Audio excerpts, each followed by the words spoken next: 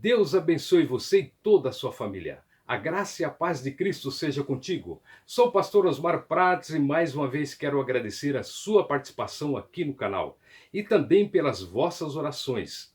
Se inscreva no canal, ative o sininho, clique no gostei, deixe aí nos comentários um amém, um glória a Deus. Esta pequena ação permite que você também leve a palavra do Senhor a outras pessoas, pois desta forma o YouTube sugere este vídeo a pessoas interessadas. Assista umas 3 vezes para que você aprenda bem o conteúdo da lição. Essa é a lição de número 8, a teologia de Zofar, o justo não passa por tribulação, a fragilidade humana e a soberania divina, comentário do pastor José Gonçalves. Você verá nesta lição que Zofar, assim como seus amigos, defende que os ímpios sempre serão punidos e os justos recompensados. O objetivo desta lição hoje é destacar no entendimento de Zofar que o sofrimento de Jó fazia parte de um sábio julgamento divino e explicitar que a conversão defendida por Zofar era de natureza legalista, esclarecer que a teologia de Zofar limita a soberania de Deus na sua capacidade de julgar. Texto áureo, Jó 11, versículo 18. E terás confiança porque haverá esperança, olharás em volta e repousarás seguro. Verdade prática, segundo as Escrituras, até mesmo o justo passa por tribulação. Leitura bíblica em classe, Jó 11 e versículo 11, de 1 a 10, e Jó capítulo 20, do versículo 1 a 10. O primeiro discurso de Zofar. De acordo com o site estudosdabiblia.net, Zofar começa seu discurso repreendendo asperamente Jó por sua impertinência. Ele se vale de diversas perguntas para sugerir que Jó não deve pensar que silenciou os outros com a sua má vontade em aceitar os argumentos deles. Zofar exprime seu desejo de que Deus, na verdade, confrontasse Jó. Ele acredita que Jó acharia que Deus realmente está castigando-o menos do que merece. Zofar ressalta a inescrutabilidade dos caminhos de Deus. A sabedoria de Deus é muito elevada para o homem. Seu poder é irresistível. Deus é capaz de reconhecer o pecado nos homens, mesmo se eles próprios forem incapazes de vê-lo. Para demonstrar a possibilidade de homens como Jó se tornarem sábios, talvez para o seu próprio pecado, Zofar sugere que tal evento é tão provável como um jegue dar nascimento a um homem. Zofar termina seu discurso de modo semelhante a Elifaz e a Bildade. Ele admoesta Jó a se arrepender e fala das bênçãos disponíveis para Jó no arrependimento.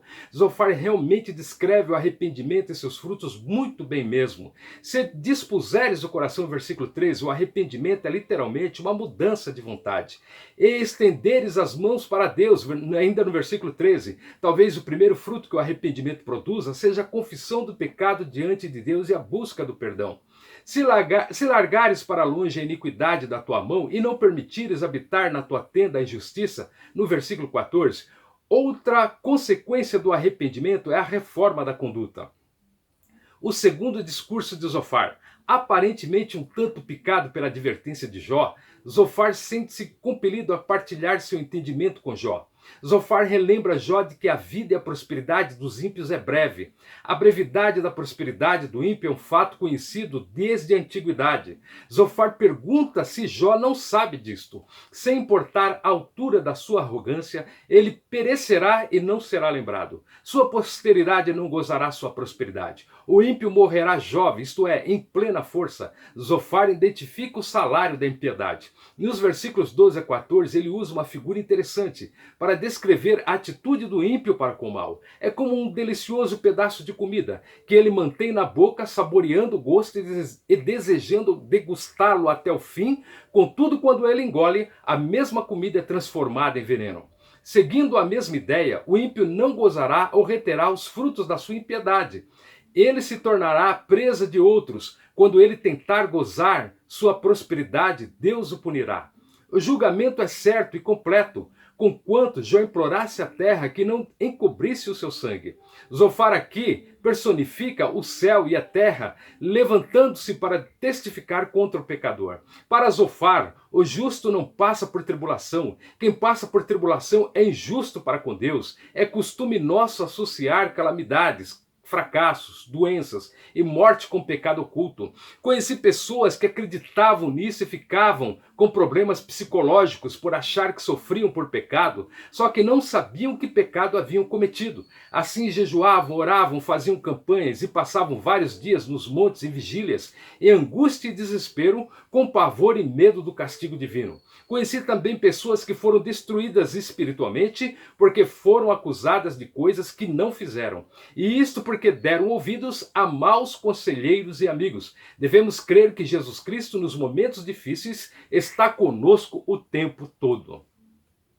Mateus capítulo 28, versículo 20, ensinando-os a guardar todas as coisas que eu vos mando, e eis que eu estou convosco todos os dias, até a consumação dos séculos. Amém. A ideia de que o sofrimento, as tribulações da vida e outros dilemas humanos não são para o cristão não é nova. Entretanto, as Escrituras nos mostram claramente que quem está em Cristo passará por problemas e provações, mas que há uma grande diferença na forma de passar por elas, uma firme convicção de que Cristo passa junto. As acusações de Zofar contra Jó são duras e cheias de ressentimento. Zofar tem Jó como um desviado, afastado de Deus, portanto, deve se humilhar e pedir perdão. Deus se mostra sábio quando aflige o pecador. Deus é grande e sábio. Para Zofar, Jó estava sendo julgado por Deus. Deus sabiamente estava julgando a maldade de Jó. Se Jó fosse bom, não estaria passando por nada disso. Nos momentos em que Deus quer nos ensinar algo, quer nos preparar para ser pacientes, ou quer que desapeguemos-nos das coisas terrestres e nos leva ao vale do isolamento, desemprego, é justo nestes momentos que ninguém se lembra de nós. Sempre aparece alguém para acusar, desanimar, ferir e para acabar de destruir a nossa vida. É preciso ter uma espiritualidade forte e muita fé em Cristo para poder suportar. Jó não era mau e nem havia pecado, mas estava sendo um exemplo de fidelidade para com Deus nos momentos de provas. Porém, Zofar, na sua dureza de coração e entendimento, chama Jó de jumento por não se submeter a Deus. Para Zofar, Jó valeu-se na sua defesa, de palavras exageradas, desrespeitosas, cheias de justiça própria e ignorantes sobre as coisas de Deus. Deus não é indiferente à ação do ímpio. Zofar diz que Jó se declarou erradamente, puro e sem culpa. Para Zofar, Jó deveria saber que Deus não é tolerante com os maus. Se Jó continuasse a debater com Deus, o próprio Deus seria contra Jó. Jó certamente seria condenado e tratado como merecia. O cristão comprometido com Deus precisa ser forte e estar preparado para suportar palavras ameaçadoras contra a sua moral, também de desprezo, falsas acusações ofensoras. Essas pessoas poderão estar sendo usadas pelo maligno para fazer você se afastar da fé em Jesus Cristo. Lá na frente você entenderá porque neste momento você está passando por isso e vai agradecer a Deus pela grande vitória. Tolos se passando por sábios. De forma irônica, o patriarca Jó via seus amigos Elifaz, Bildade e agora Zofar como se quisessem ser representantes da sabedoria divina. E Zofar pretende representar o próprio Deus em seu discurso. Jó, no entanto, os compara a charlatões e mentirosos. Jó capítulo 13, versículo 4. Vós, porém, sois inventores de mentiras e vós todos médicos que nada valem. Jó estava certo que Deus teria a melhor resposta para ele. Mas eu falarei ao Todo-Poderoso e quero defender-me perante Deus. Muitos crentes sofrem porque levam seus problemas para pessoas erradas. Ao invés de irem para a Bíblia, para a oração ou buscar aconselhamento com pessoas espirituais, ficam falando um e com o outro. Depois choram amargamente. No meio cristão, a expressão amigos de Jó tem um significado de falsos amigos. Precisamos tomar cuidado para se afastar deles ou, pior, não se tornar como um deles. A conversão como resposta à aflição. Purificação moral. No entendimento de Zofar, Jó deveria se purificar moralmente para receber o favor de Deus e ser restaurado. Ele enumera 3 passos para que isso aconteça: conduta correta, oração e renúncia ao pecado. Zofar estava falando algo bíblico. A questão é que o pecado não era a causa do sofrimento de Jó.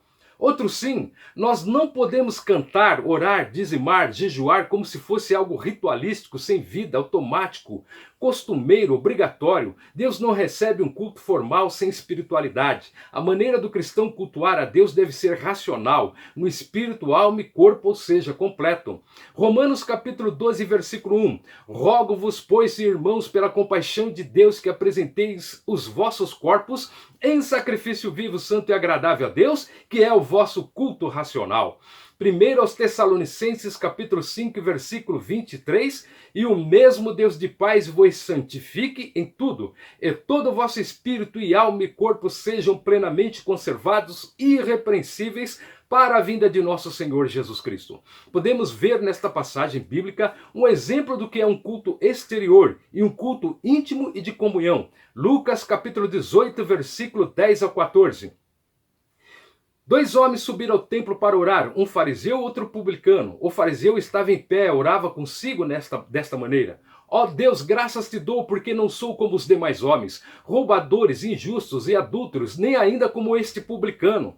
Jejuo 2 vezes na semana e dou os dízimos de tudo quanto possuo. O publicano, porém, estando em pé, de longe, nem ainda queria levantar os olhos ao céu, mas batia no peito, dizendo: ó Deus, tem misericórdia de mim, pecador. Digo-vos que este desceu justificado para sua casa, e não aquele, porque qualquer que a si mesmo se exalta será humilhado, e qualquer que a si mesmo se humilha será exaltado. Esta é a diferença de ser salvo pela graça e de praticar um moralismo religioso. Quer dizer, eu faço isso e aquilo para Deus e agora, de forma mágica e obrigatória, Deus me dá bênção, promessa e prosperidade. Se Deus não me abençoar e prosperar, eu mudo de igreja, eu rasgo a minha Bíblia, eu me desvio e afasto-me dos caminhos do Senhor. Esta é uma atitude errada que muita gente acaba fazendo. Na verdade, isso era o que se conhece hoje como legalismo religioso. É possível negociar com Deus? De uma maneira enganosa, Satanás estava induzindo Zofar a convencer Jó de fazer uma negociação com Deus. O diabo acusou Jó diante de Deus de ter uma fé interesseira, com base nas promessas de prosperidade em troca de sua obediência. Disse com todas as letras que Jó temia a Deus porque tinha de tudo e nada lhe faltava. Mas o diabo não estava tendo êxito com os ataques de Zofar, porque agora faltava-lhe tudo e mesmo assim não blasfemava contra Deus. A angústia de Jó. Diante de tantas acusações, Jó se mostra cansado, desanimado, sem esperança. Ele se compara a uma flor cortada. Ele se compara a uma sombra que desaparece. Ele se compara a um empregado que é mandado embora. Ele se compara à água que se infiltra na terra. Diante desse quadro, Jó se pergunta em Jó 14:14, morrendo o homem, porventura, tornará a viver? Se você não estiver firme em Cristo, isto é o que as pessoas usadas pelo diabo vão fazer com você. Se você estiver firmado no ter, quando o que tem lhe faltar, você se sentirá deprimido, a ponto de achar que tudo acabou e seu mundo desmoronou. Por isso, nossa vida deve estar nas mãos de Deus e nossa confiança em Jesus Cristo. O Espírito Santo nos guiará em toda a verdade.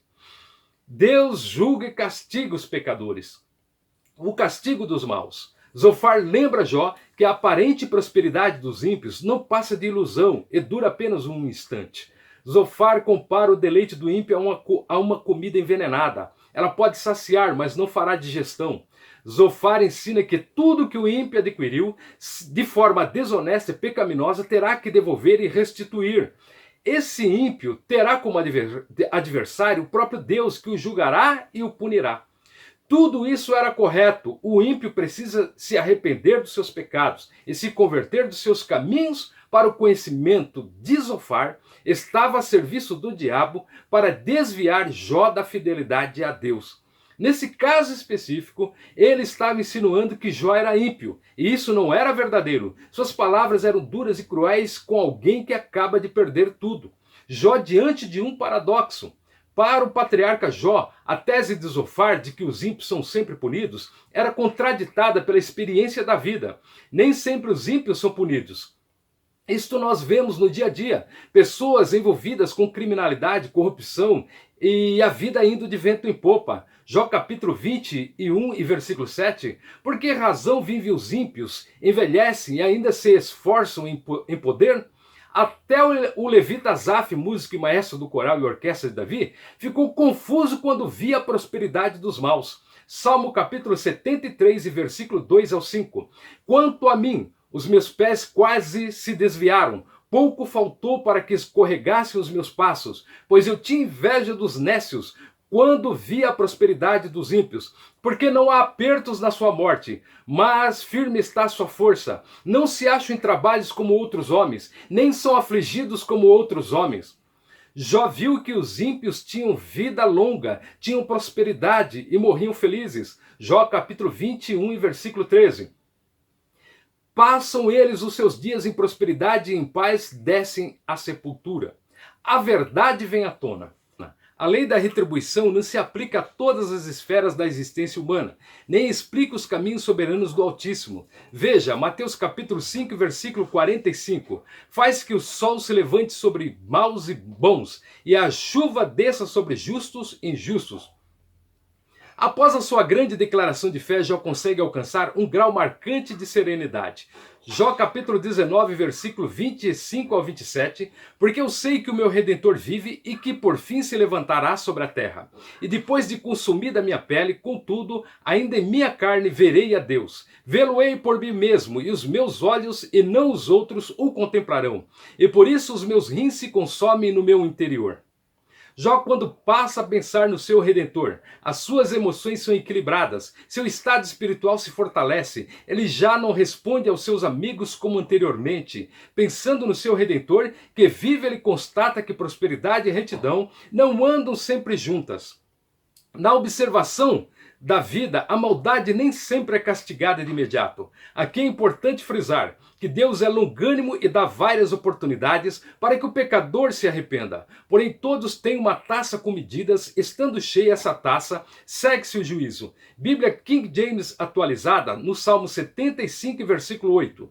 O Senhor tem na mão uma taça cujo vinho espuma, cheio de mistura, dele dá a beber, sorve-no até a última gota, bebe-no todos os ímpios da terra. Acerca da longanimidade de Deus em retribuir aos ímpios o que eles merecem, e acerca do juízo final, escreveu inspirado pelo Espírito Santo o apóstolo Pedro. 2 Pedro capítulo 3, versículos 7 ao 9. Mas os céus e a terra que agora existem, pela mesma palavra se reservam como tesouro, e se guardam para o fogo até o dia do juízo e da perdição dos homens ímpios. Mas, amados, não ignoreis uma coisa, que um dia para o Senhor é como 1000 anos, e 1000 anos como um dia. O Senhor não retarda a sua promessa, ainda que alguns a tenham por tardia, mas é longânimo para conosco, não querendo que alguns se percam, senão que todos venham a arrepender-se.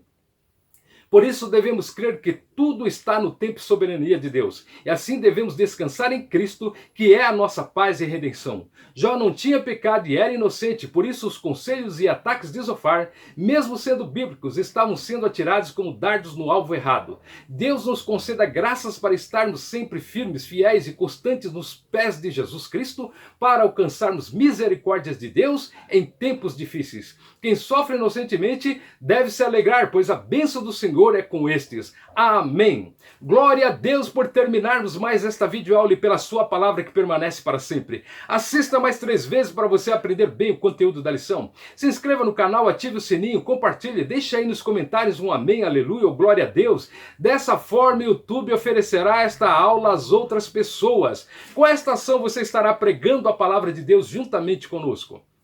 A próxima é a lição número 9. Jó e a inescrutável, isto é, incompreensível, sabedoria de Deus. Aprenderemos que a verdadeira sabedoria está associada ao temor do Senhor e não ao mero acúmulo de conhecimento. Deus abençoe a sua casa, Deus abençoe a sua família, Deus abençoe a sua vida, hoje e sempre.